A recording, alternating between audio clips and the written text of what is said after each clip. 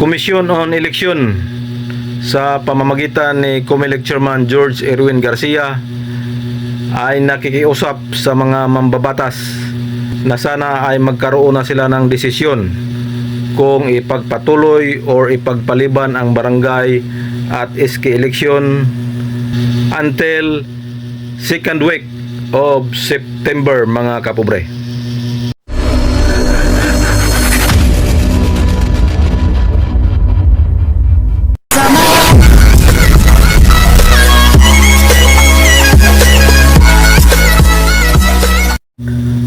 Hello, welcome back sa ating munting channel, mga kapobre.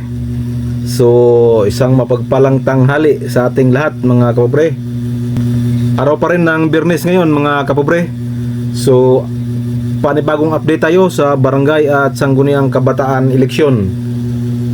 So, mga kapobre, ang Commission on Election sa pamamagitan ng kanilang chairman na si COMELEC Chairman George Erwin Garcia ay nakikiusap po sa mga mambabatas, sa mga congressman at senador na sana po makapagdesisyon na sila kung ituloy ba or i-postpone ang barangay at sangguniang kabataan eleksyon sa November 2, 2026, at inasahan ng COMELEC na second week ng September ay mayroon ng desisyon para po hindi sila mahihirapan.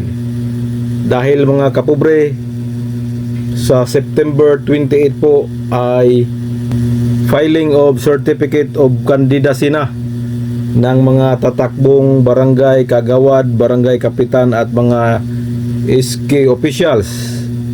So kung wala pa pong desisyon ang mga mambabatas until second week of September, ay mapipilitan silang ituloy ang November 2, 2026 dahil sila po ang mamumroblema kung wala pang desisyon ang mga mambabatas until second week of September. At sabi pa ni COMELEC Chairman George Erwin Garcia, kung sakasakaling magkaroon nga ng batas na pagpapaliban ng barangay at sangguniang kabataan eleksyon, ay hindi pa rin sila titigil dahil alam niyang mayroon at mayroong magpipetisyon sa legalidad ng panukalang batas.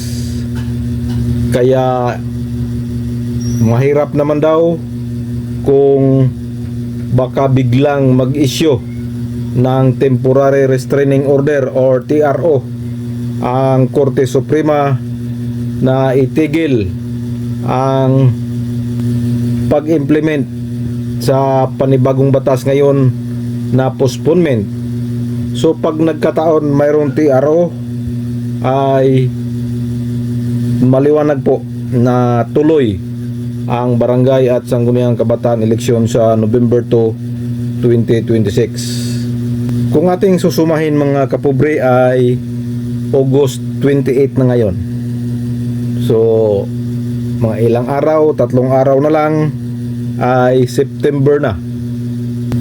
Pero nasa second reading pa itong panukalang batas na pagpapalawig ng termino ng mga barangay at sangguniang kabataan eleksyon.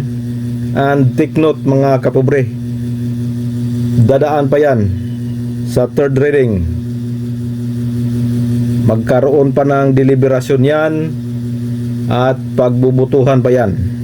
So sa ngayon po ay alam naman natin na mayroon ding mga senador na tutol talaga na ipagpaliban pa itong barangay at sangguniang kabataan eleksyon, bagamat pumasa na po ito sa Senate panel. Pero marami pong mga senador na tutol na ipagpaliban ito, at dyan natin makikita yan kung magkakaroon na ng deliberasyon, magkakaroon na ng interpellation sa nasabing panukalang batas. Doon natin maaninag, doon natin mapagtanto kung sino-sino itong mga senador na tutol at pabor sa panukalang batas.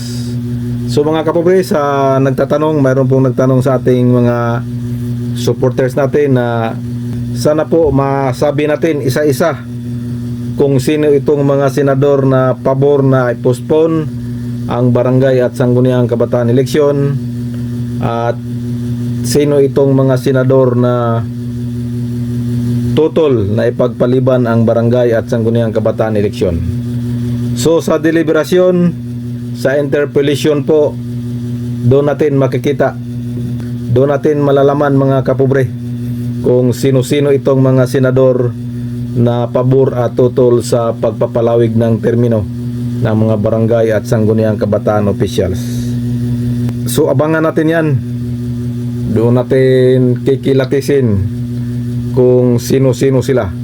Sa ngayon po, hindi pa po natin malalaman dahil ang buka lang naman na i-postpone ay itong si Senador Chis Escudero at saka itong si Senador Amy Marcos, dahil yung Senador JB Ejercito, si Senador Robin Padilla, Senador Win Gatchalian ay may nauna na po silang sinabi, may nauna na po silang pahayag na kailangan na po itong ituloy dahil daw makailang beses na itong na-postpone. So pag i-postpone pa ito ay magiging unconstitutional na ito. Yan po ang unang pahayag ni Senador Win Gatchalian. So sana po hindi magbabago ang kanilang stand. Sana po magkaroon ng malinaw na justification, malinaw na dahilan kung bakit i-postpone ang barangay at sangguniang kabataan eleksyon, para naman po maintindihan ng ating mga mamamayan. Dahil yung sinasabi nilang krisis sa langis, hindi po justification yon mga kapobre para sa akin. Hindi po yan mabigat na dahilan. Dahil gaya ng sabi ni Attorney Macalintal noong 2022 po, ay kasagsagan ng COVID, kasagsagan ng pandemya, pero nagkaroon po tayo ng halalan. So yung sinasabi nilang krisis sa langis, hindi yata justifiable yan mga kapobre.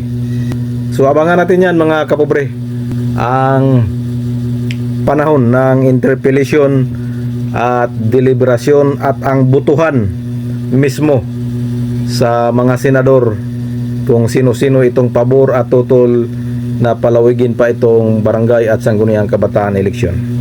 So yan po ang ating quick update. Time check po is 2 o'clock na in the afternoon.